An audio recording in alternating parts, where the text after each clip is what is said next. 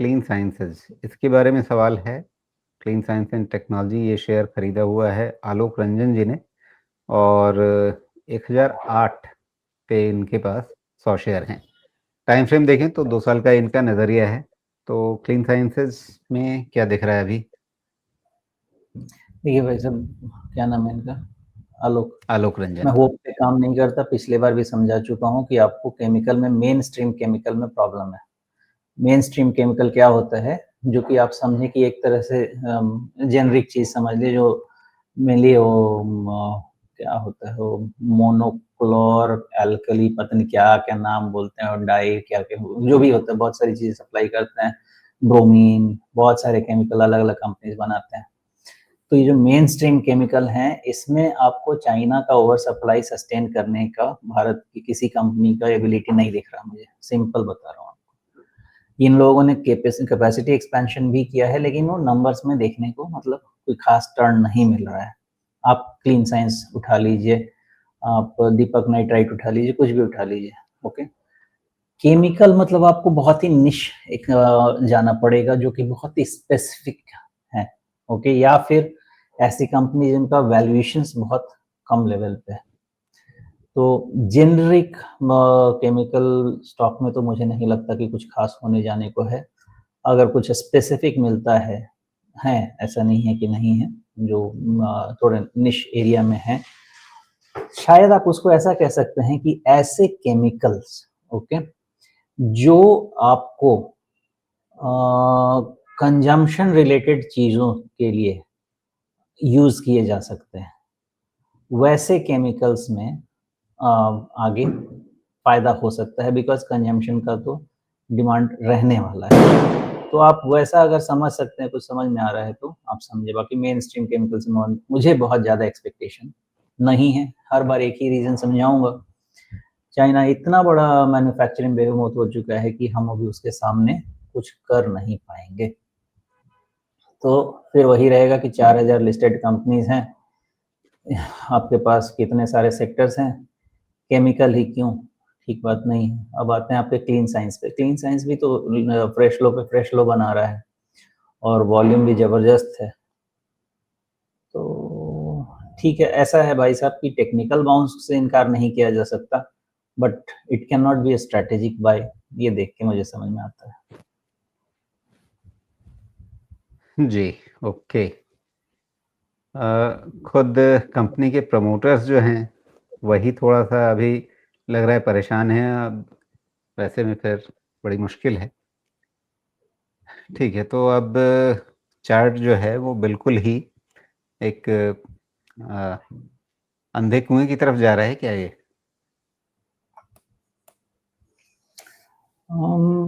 तो क्या बोलेंगे, इसका कहाँ है? वैल्यूएशंस ऑल टाइम कितने, लो है ये, इसके बाद कहाँ?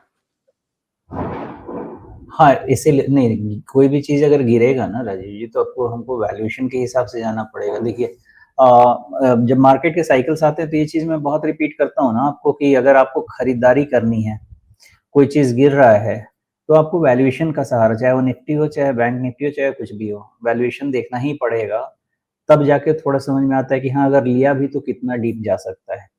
और अगर जो मार्केट में अंधाधुंध रैली है, स्टॉक में अंधाधुंध रैली चालू हो जाती है, तब फिर कहीं न कहीं हमको टेक्निकल का सहारा लेना पड़ता है कि थोड़ा प्रॉफिट कहाँ निकाला जाए।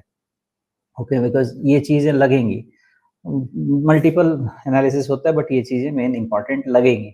अभी अगर आप प्राइस वॉल्यूम या टेक्निकल की बात करेंगे, तो थ्योरी यही कहती है कि नई न्यू लो, और वो छोड़ दीजिए, न्यू लो छोड़ दीजिए। ये आपने जो एक बनाया ना पहाड़, वो देखिए।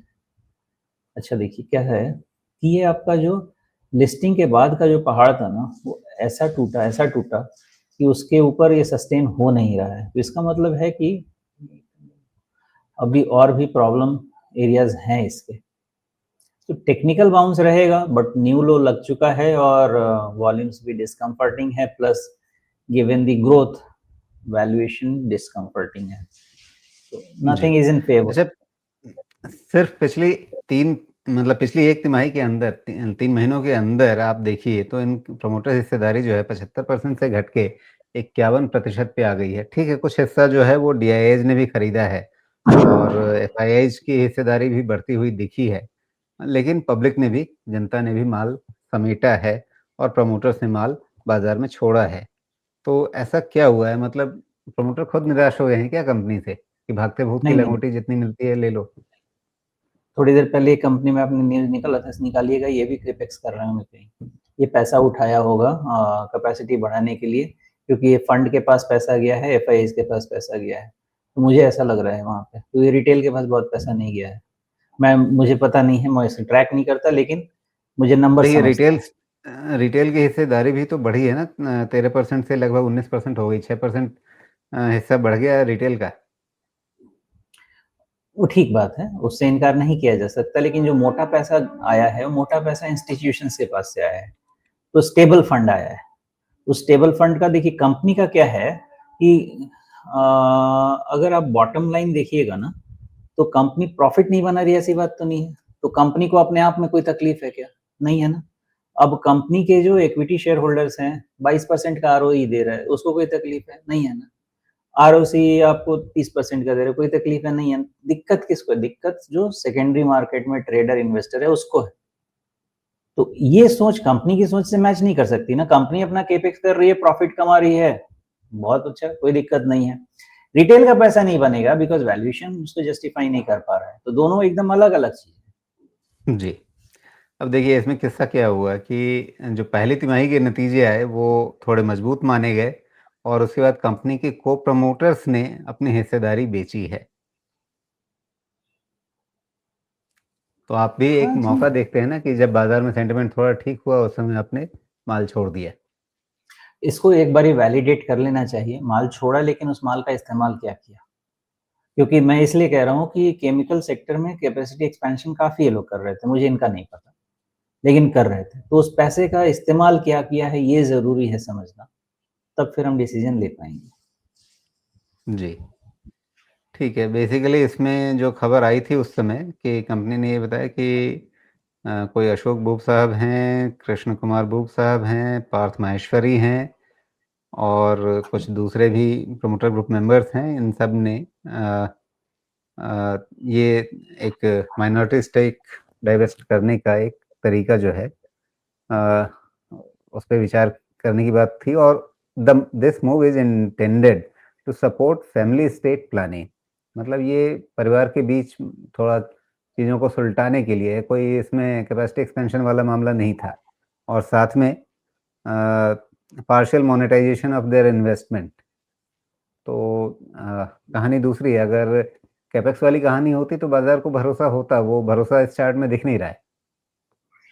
तो फिर इंस्टीट्यूशन ने तो अगर इतना शेयर लिया है राजू, तो there is some story which might have been sold to them.